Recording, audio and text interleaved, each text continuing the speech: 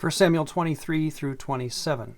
We're watching David stay basically one step ahead of Saul as he runs around southern Judah.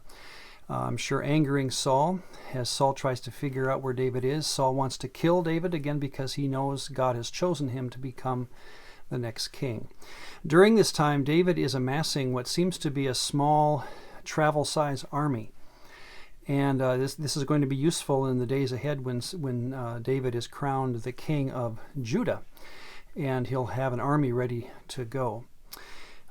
Twice in our story, because just of the situation of how southern Judah works topographically, we have a lot of these deep ravines with dry riverbeds at the bottom, and you can stand about a football field width apart and have this deep ravine between you and have a normal conversation with someone and yet be completely safe from their attack. There's no way for them to get down and back up again.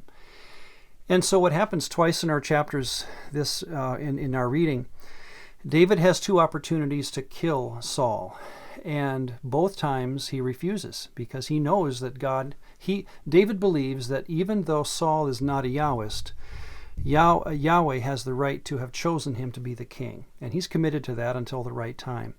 Well, two times having a conversation literally across a ravine with David, Saul, quote unquote, repents and says, "I'm sorry, I won't do it again." But both times, of course, it's not true. He will do anything he can to get David.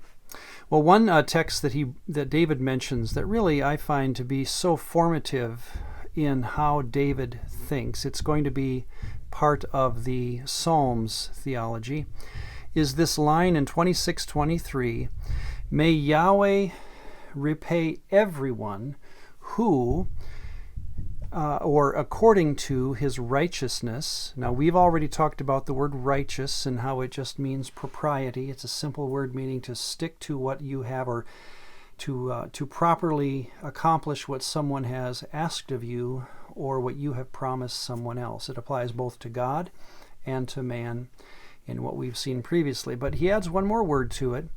May Yahweh repay everyone for his faithfulness. Now, we've already talked about that little word aman, all the way back to Genesis 15, where Abraham amoned Yahweh, and Yahweh attributed righteousness to him for it. This faithfulness word is the word amunah. Amu, there's a U there. Amunah. Notice how it's really the same word with a different set of vowels. So when we talk about being faithful, amunah just means that which you do continually. So it's faithfulness. Often translated as reliable or faithfulness or even steady.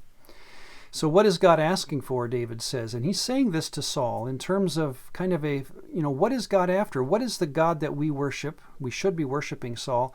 What is this God like? He wants my propriety. He wants me to live up to what he's asked of me, and he wants me to be steadily loyal to him. Again, is this something we can do? We've been trained, again, in our Christian traditions, probably you have like I have, that we are afraid of the word works, or the idea of earning merit with God. This has nothing to do with merit. It really just has the idea of being steady in our approach to God. When it comes to our loyalty, it's not something we say or do in a day. It's something that we simply invest our life in. So this will be a statement, for example, coming up in Psalm 62:12. Said by David, apparently, "To you, Lord, belongs mercy, for you render to each one according to his works." This is the idea of works in the Old Testament. And again, we have some theological misgivings about that word today, but that's because of much later arguments going on between theologians.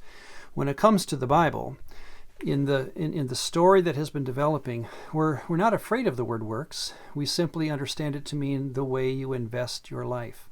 Both God can be faithful, Psalm 37:3, dwell in the land and feed on his faithfulness, his amunah. And you and I can be faithful. Psalm 119:30, I have chosen the way of faithfulness.